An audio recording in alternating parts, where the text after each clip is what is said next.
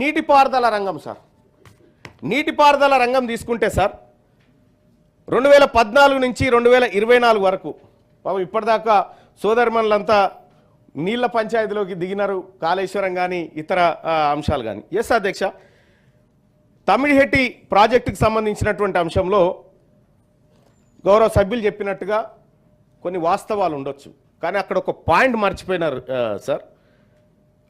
మహారాష్ట్రతోని ఒప్పందం కోసం గతంలో ముఖ్యమంత్రిగా పనిచేసినటువంటి కేసీఆర్ గారు అక్కడికి పోయి ఆ ఒప్పందం ఖరారు చేసుకొచ్చినట్టుగా నాకు గుర్తుంది. బేగంపేట ఎయిర్పోర్ట్లో దిగి ఆ తర్వాత ర్యాలీగా వచ్చినట్టుగా నాకు గుర్తుంది అధ్యక్ష. అయితే ఆ ఒప్పందం ప్రకారం నిర్మాణాలు జరగలేదు మరి అధ్యక్ష, అది ఎందుకో మనకు తెలియదు. వాస్తవంగా సభ్యులు చెప్పినట్టుగా ఒక లిఫ్ట్ అవసరం సార్. గ్రావిటీ ద్వారా తీసుకొచ్చేటువంటి వాటర్కి లిఫ్ట్ ఖచ్చితంగా అవసరం సార్.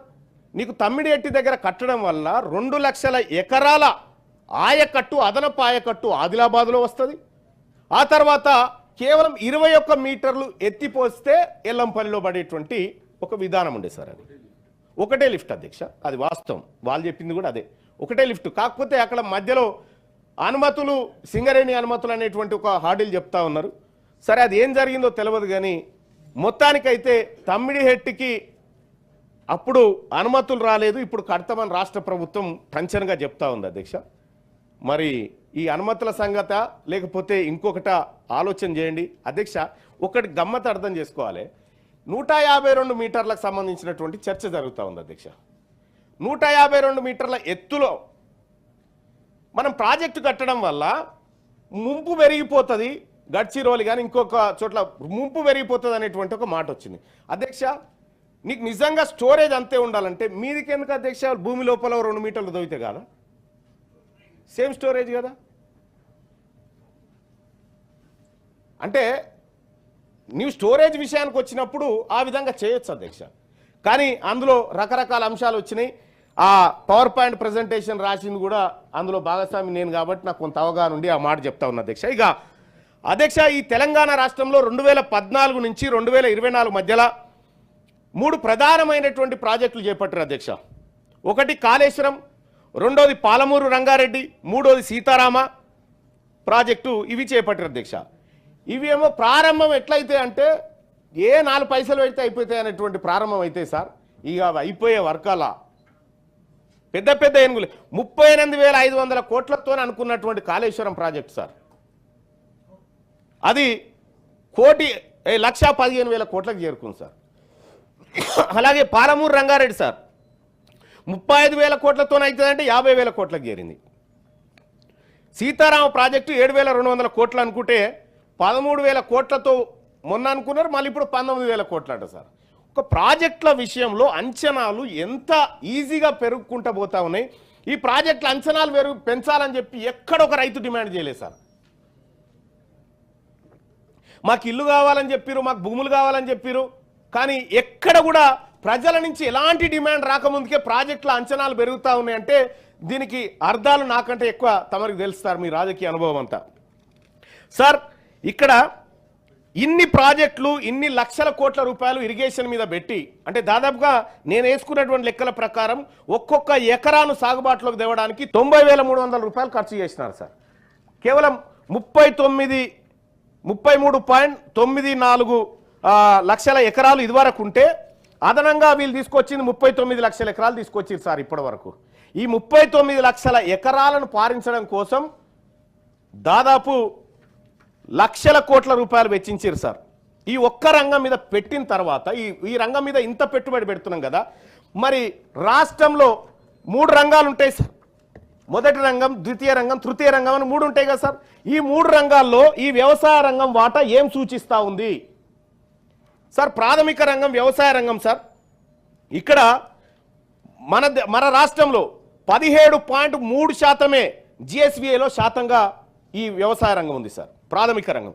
ద్వితీయ రంగం వచ్చేసి 16.4% ఉంది సార్. ఇక తృతీయ రంగం సేవల రంగం, ఐటీ ఈ వ్యవహారం సార్, అది 66% ఉంది సార్. గడిచిన 10 సంవత్సరాలలో వ్యవసాయ రంగం వాటా తగ్గిపోతూ ఉంది, పారిశ్రామిక రంగం వాటా తగ్గిపోతూ ఉంది, సేవల రంగం 1.5 పెరిగింది అధ్యక్ష. ఈ సేవల రంగం కూడా ఇలాగే ఉంటుందని చెప్పడానికి లేదు అధ్యక్ష. ఇప్పుడు ఆర్టిఫిషియల్ ఇంటెలిజెన్స్ వచ్చిన తర్వాత అనేక ఉద్యోగాలు పోతున్నటువంటి సందర్భంలో ఇది ఫ్లక్చువేట్ కావచ్చు, కుప్ప కూడా కూలొచ్చు. అంటే తెలంగాణ రాష్ట్రము ఏ రంగం మీద ఈ ఆర్థికం ఆధారపడి ఉందంటే సేవల రంగం మీద మెజారిటీగా ఆధారపడి ఉంది సార్. ఇది ఈ ఆర్థిక వ్యవస్థకు ప్రమాదకరమైనటువంటి గంటిక సార్. సార్ ఇక్కడ అందులో కూడా ప్రాథమిక రంగం 17.3% వృద్ధి ఉంటే వ్యవసాయం పశుసంవర్ధకం 81.7% ఉంది సార్. అటవీ మత్స్యపాలన 5%, ఖనిజాలు గనుల పరిశ్రమ 13.3 సార్. ఇక ఒక్కసారి 10 సంవత్సరాలకు సంబంధించి 2014 నుంచి 15 చూస్తే సార్ 2014 తెలంగాణ రాష్ట్రం ఏర్పడే నాటికి ప్రాథమిక రంగం 18.2% ఉంటే ద్వితీయ రంగం 20.4% ఉండే, తృతీయ రంగం సేవల రంగం 61.4 ఉండే అధ్యక్ష. 2014 నుంచి 2024 వచ్చేసరికి ప్రాథమిక రంగం పడిపోయింది అధ్యక్ష. ద్వితీయ రంగం 4% పడిపోయింది, సేవల రంగం ఒక 5% పెరిగింది సార్. ఇది ఏ మాత్రానికి ఇది భవిష్యత్తులో ఆర్థికంగా ఈ రాష్ట్రం పటిష్టంగా నిలబడడానికి సరిపోయేటువంటి విధానం కాదు. అందుకోసమే రాష్ట్ర ప్రభుత్వం ఇండస్ట్రీల వైపు ద్వితీయ రంగం వైపు దృష్టి పెట్టాల్సినటువంటి అవసరం ఉంది. ఇతర రాష్ట్రాలతో పోల్చినప్పుడు మనం ఎట్లా ఉన్నాం అనేది ఒక్కసారి చూస్తే అధ్యక్ష, తెలంగాణ రాష్ట్రం కంక్లూడ్ చేయండి. చేస్తాను సార్. 24 మంది ఉన్నారు మొత్తం. అవును సార్, 24 మంది ఉన్నారు సార్. మనం తక్కువ ఉన్నాం సార్ ఇలా సార్. మాట్లాడేవాళ్ళ లిస్ట్ అచ్చా మాట్లాడేటోళ్ళా సార్? అచ్చా అందరు మాట్లాడాలి కదా సార్. మీరు ఉన్నారు కాబట్టి మాట్లాడగలుగుతున్నాం సార్, లేకపోతే ఎట్లా సాధ్యమవుతుంది సార్? ఇది ఇక్కడ ఈ 2 రంగాలను మనం నిర్లక్ష్యం చేసినట్టయితే ఈ తెలంగాణ భవిష్యత్తులో అనేకమైనటువంటి ఇబ్బందులు ఎదుర్కొంటుంది సార్. ఇక సార్ నేను త్వరగానే కంక్లూడ్ చేస్తాను సార్, ఎందుకంటే మిగతా వాళ్ళు కూడా మాట్లాడేది ఉంది. ఇదొక్కటి రాష్ట్ర ప్రభుత్వం దగ్గర తీసుకున్నటువంటి లెక్క సార్. దీన్ని తెలంగాణ రాష్ట్ర ప్రభుత్వం ఇది యాక్చువల్గా సంక్షేమ హాస్టళ్ల టైంలో మాట్లాడాల్సిందే, ఇప్పుడు మాట్లాడుతున్నా సార్. 2023-24లో కొత్త హాస్టల్ 4 గడతాను పెట్టుకుంది సార్ గత ప్రభుత్వం. మొన్న మన ప్రభుత్వం వచ్చి 4 హాస్టల్ గడతాను పెట్టుకుంటే ఒక్కటి కూడా కట్టలేదు సార్ ఇప్పటిదాకా. ఇంకా గమ్మత్ విషయం ఏంటంటే మొన్న మన ప్రభుత్వం 2,85,000 మందికి మెట్రిక్ అనంతరం ఉపకార వేతనాలు ఇస్తామని పెట్టి 40,000 మందికి ఇచ్చింది సార్. అలాగే 2023-24లో 2,85,000 మందికి ఇస్తామని 1,00,000 మందికి ఇచ్చారు సార్. ఇప్పటికంటే గతం వాళ్ళు 60,000 ఎక్కిచ్చారు సార్. ఇక్కడ ఇప్పుడు మళ్ళీ 2,25,000 మందికి ఇస్తామని టార్గెట్ పెట్టుకోరు సార్. కనీసం అదన్నా రీచ్ కావాలని రిక్వెస్ట్ చేస్తా ఉన్నా సార్. ఇక హాస్టళ్లలో 94,800 మందిని హాస్టళ్లలో పెడతామని చెప్పి నింపాలని చెప్పి రాష్ట్ర ప్రభుత్వం లక్ష్యం పెట్టుకుంటే 2023-24లో 19,000 మందిని రీచ్ కాలేదు సార్. సేమ్ 2024-25లో కూడా అదే పరిస్థితి సార్. ఈసారి రాష్ట్ర ప్రభుత్వం ఏం పెట్టిందంటే భయంకరంగా, ఈసారి మేము తెలంగాణ హాస్టళ్లలో గతంలో 94,000 మంది టార్గెట్ పెట్టుకుంటే ఇప్పుడు 82,000 మందిని పెట్టుకుంటే దాదాపుగా 12,000 మందిని హాస్టల్కి దూరం చేసేటువంటి కార్యక్రమం దిగ్విజయంగా టార్గెట్గా పెట్టుకుంది ఈ రాష్ట్ర ప్రభుత్వం. ఇంకా అధ్యక్ష చాలా ఈ రాష్ట్ర ప్రభుత్వం చేసినటువంటి కొన్ని కార్యక్రమాల ద్వారా అనేకమైనటువంటి ఇబ్బందులు ఎదుర్కొంటా ఉంది అధ్యక్ష. నేను కంక్లూడ్ చేయదలుచుకున్నా అధ్యక్ష.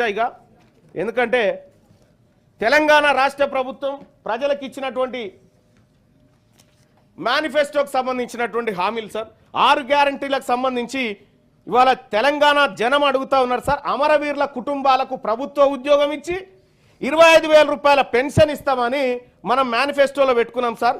ఇప్పటి వరకు వాళ్ళని కనీసం ఆ టాపికే లేదు సార్. మహిళలకు 2,500 రూపాయలు ప్రతి నెల ఇస్తామని చెప్పి ఫైనాన్షియల్ అసిస్టెన్స్ చేస్తామని చెప్పి మనమే చెప్పినాం, అది ఇప్పటి వరకు లేదు. ఆ తర్వాత 15,000 రూపాయలు పర్ ఎకర్కి ఇస్తామని చెప్పినాం. మరి ఆ రైతు కూలీలకు కూడా 12,000 ఇస్తామని చెప్పినాం, ఇంకా అందనట్టు. ఇక అలాగే విద్యా భరోసా కార్డు 5 లక్షల రూపాయలు ఇస్తామని చెప్పినాం సార్, అది అడుగుతా ఉన్నారు జనం. తెలంగాణ ఇంటర్నేషనల్ స్కూల్ ప్రతి మండలంలో పెడదాం అనుకున్నాం సార్, అక్కడోటి అక్కడోటి పెట్టినాం సార్, అంతకంటే ప్లీజ్ కంక్లూడ్ చేయండి. సార్ కంక్లూడ్ చేస్తున్నాను సార్. ఇట్లా తెలంగాణ రాష్ట్ర ప్రభుత్వం అనేకమైనటువంటి ఆశలు ప్రజలకు కల్పించి బడ్జెట్లో మాత్రం ఎలాంటి కేటాయింపులు లేవు.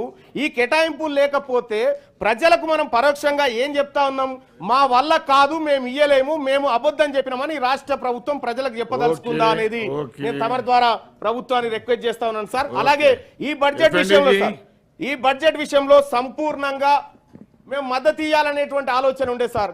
కానీ ఈ లెక్కలు మా బీసీలకు పెట్టినటువంటి లెక్కలు సార్, 9,200 కోట్లు మా బీసీలకు పోయినసారి పెడితే 5,200 కోట్లు కూడా ఖర్చు పెట్టలేదు సార్.